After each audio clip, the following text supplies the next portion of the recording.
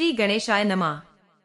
दोस्तों आज की इस वीडियो में हम संतान सप्तमी की कथा का श्रवण करेंगे।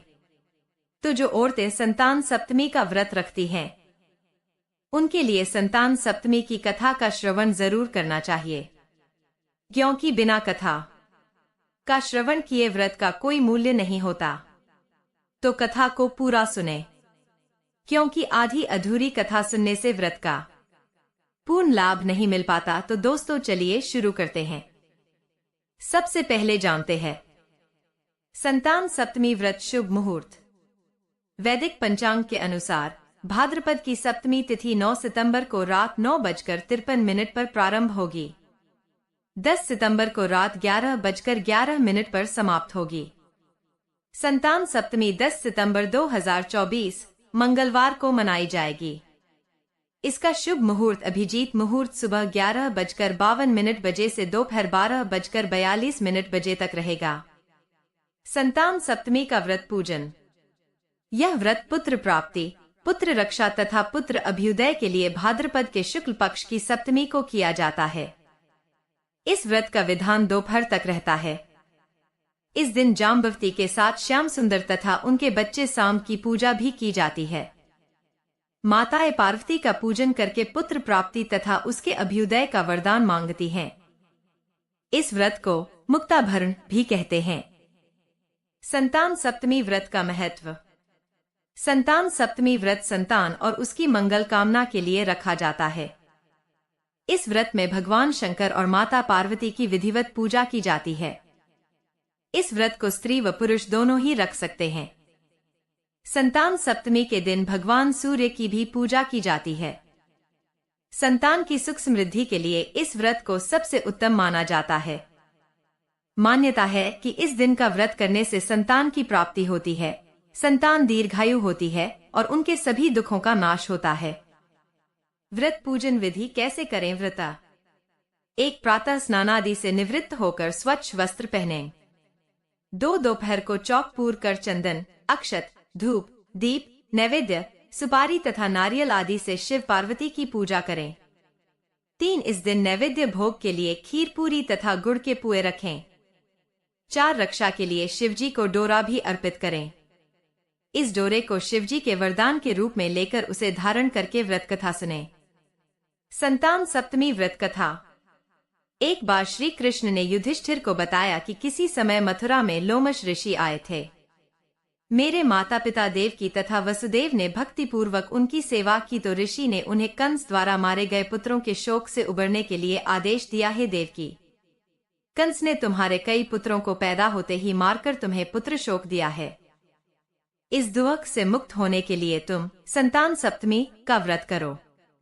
राजा नहुष की रानी चंद्रमुखी ने भी यह व्रत किया था, तब उसके भी पुत्र नहीं मरे। यह व्रत तुम्हें भी पुत्र शोक से मुक्त करेगा। देवकी ने पूछा, हे देव, मुझे व्रत का पूरा विधि विधान बताने की कृपा करें, ताकि मैं विधि पूर्वक व्रत संपन्न करूं। लोमश ऋषि ने उन्हें व्रत का पूजन विधान बताकर व्रत कथा भी बताई। नहुष अयोध्यापुरी का प्रतापी राजा था। उसकी पत्नी का नाम चंद्रमुखी था। उसके राज्य में ही विष्णुदत्त नामक एक ब्राह्मण रहता था। उसकी पत्नी का नाम रूपवती था। रानी चंद्रमुखी तथा रूपवती में परस्पर घनिष्ठ प्रेम था। एक दिन वे दोनों सरयू में स्नान करने गईं। वहां अन्य स्त्रियां भी स्नान कर रही थीं। उन स्त्रियों ने वहीं पार्वती शिव की प्रतिमा बनाकर विधिपूर्वक उनका पूजन किया। तब रानी चंद्रमुखी तथा रूपवती ने उन स्त्रियों से पूजन का नाम तथा विधि पूछी। उन स्त्रियों में से एक ने बताया, हमने पार्वती सहित शिव की पूजा की है। भगवान शिव का डोरा बांधकर हमने संकल्प किया है कि जब तक जीवित रहेंगी तब तक यह व्रत करती रहेंगी। यह मुक्ताभरण व्रत सुख तथा संतान देने वाला है। उस व्रत की बात सुनकर उन दोनों सखियों ने भी जीवन पर्यंत इस व्रत को करने का संकल्प करके शिवजी के नाम का डोरा बांध लिया। किंतु घर पहुंचने पर वे संकल्प को भूल गईं। फलतः मृत्यु के पश्चात रानी वानरी तथा ब्राह्मणी मुर्गी की योनि में पैदा हुईं। कालांतर में दोनों पशु योनि छोड़कर पुनः मनुष्य योनि में आईं। चंद्रमुखी मथुरा के राजा पृथ्वीनाथ की रानी बनी तथा रूपवती ने फिर एक ब्राह्मण के घर जन्म लिया। इस जन्म में रानी का नाम ईश्वरी तथा ब्राह्मणी का नाम भूषणा था। भूषणा का विवाह राजपुरोहित अग्निमुखी के साथ हुआ। इस जन्म में भी उन दोनों में बड़ा प्रेम हो गया। व्रत भूलने के कारण ही रानी इस जन्म में भी संतान सुख से वंचित रही। प्रौढ़ावस्था में उसने एक गूंगा तथा बहरा पुत्र जन्मा, मगर वह भी 9 वर्ष का होकर मर गया। भूषणा ने व्रत को याद रखा था, इसलिए उसके गर्भ से सुंदर तथा स्वस्थ 8 पुत्रों ने जन्म लिया। रानी ईश्वरी के पुत्र शोक की संवेदना के लिए एक दिन भूषणा उससे मिलने गई। उसे देखते ही रानी के मन में डाह पैदा हुई। उसने भूषणा को विदा करके उसके पुत्रों को भोजन के लिए बुलाया और भोजन में विष मिला दिया। परंतु भूषणा के व्रत के प्रभाव से उनका बाल भी बाका न हुआ। इससे रानी को और भी अधिक क्रोध आया।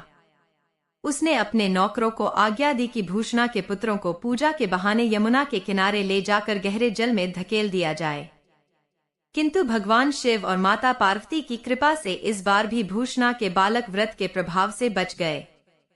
परिणामतः रानी ने जल्लादों को बुलाकर आज्ञा दी कि ब्राह्मण बालकों को वधस्थल पर ले जाकर मार डालो, किंतु जल्लादों द्वारा बेहद प्रयास करने पर भी बालक न मर सके। यह समाचार सुनकर रानी को आश्चर्य हुआ। उसने भूषणा को बुलाकर सारी बात बताई और फिर क्षमायाचना करके उससे पूछा, किस कारण तुम्हारे बच्चे नहीं मर पाए? भूषणा बोली, क्या आपको पूर्वजन्म की बात स्मरण नहीं है? रानी ने आश्चर्य से कहा, नहीं, मुझे तो कुछ याद नहीं है। तब उसने कहा, सुनो, पूर्वजन्म में तुम राजा नहुष की रानी थी और मैं तुम्हारी सखी।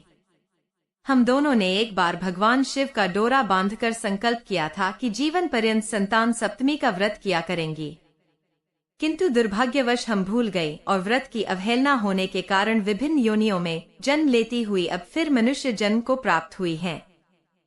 अब मुझे उस व्रत की याद हो आई थी, इसलिए मैंने व्रत किया। उसी के प्रभाव से आप मेरे पुत्रों को चाहकर भी न मरवा सकें। यह सब सुनकर रानी ईश्वरी ने भी विधिपूर्वक संतान सुख देने वाला यह मुक्ताभरण व्रत रखा। तब व्रत के प्रभाव से रानी पुनः गर्भवती हुई और एक सुंदर बालक को जन्म दिया। उसी समय से पुत्र प्राप्ति और संतान की रक्षा के लिए यह व्रत प्रचलित है। वीडियो अगर पसंद आया हो तो वीडियो को लाइक और हमारे चैनल को सब्सक्राइब करें। धन्यवाद। जय श्री कृष्णा।